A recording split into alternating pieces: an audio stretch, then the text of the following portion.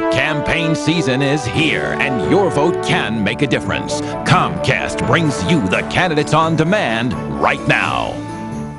I'm Jill Horner. This is Candidates on Demand.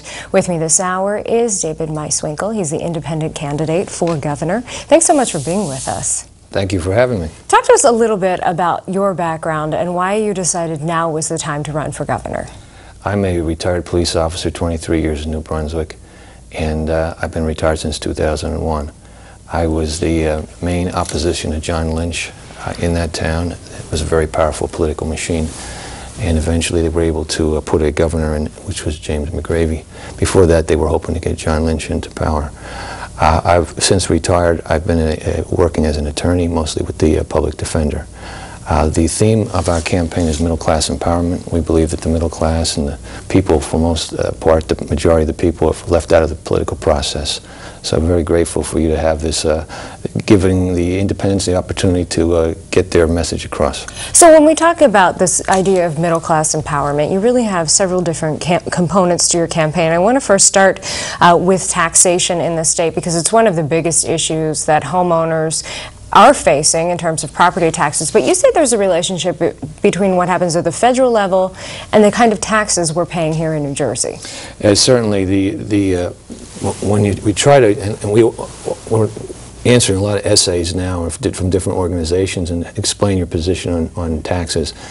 And when you look at taxes, you have to say, well, where does taxes come from? And you need businesses that help generate taxes, and you need jobs so people can pay their taxes.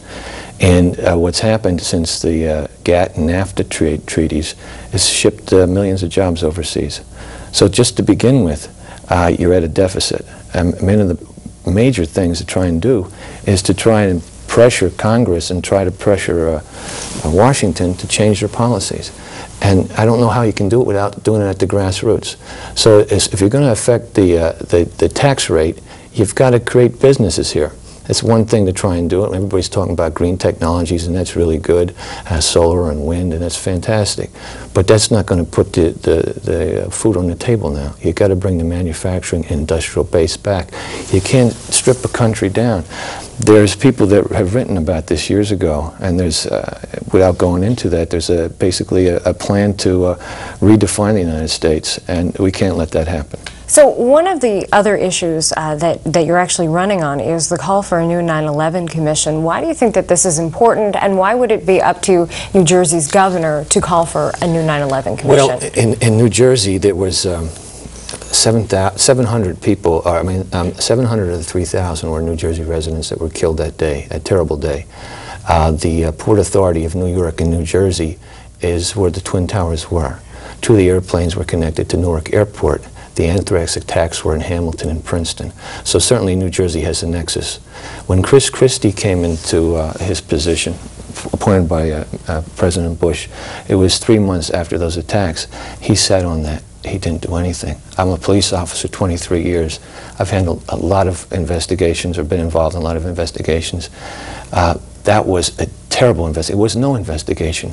The widows from East Brunswick and two other ladies, they had to organize a commission that they pressured the federal government 14 months. Tom Kean, who was a former governor of New Jersey, chaired the commission, said it was set up to fail, said they had no subpoena powers, they had no money, they rushed them. If you look at, say, a movie like Loose Change, you can get it on YouTube, and other documentaries concerning 9/11, you'll see there are so many questions unanswered. It goes to the integrity of the government. There's a theme called Hermetic philosophy, as above, so below. So if there is a problem in New Jersey, maybe a problem in Washington too. So we have to really look into that deeper, because the very fabric of our country, remember, we were detoured, or we were sent from a position where we were involved in no wars to a position where all of a sudden we're looking for weapons of mass destruction, and now we're in a war in Iran and Afghanistan. That costs a lot of money. All right. Well, thank you so much for your time, and good luck to you in the campaign. Wow, that was it?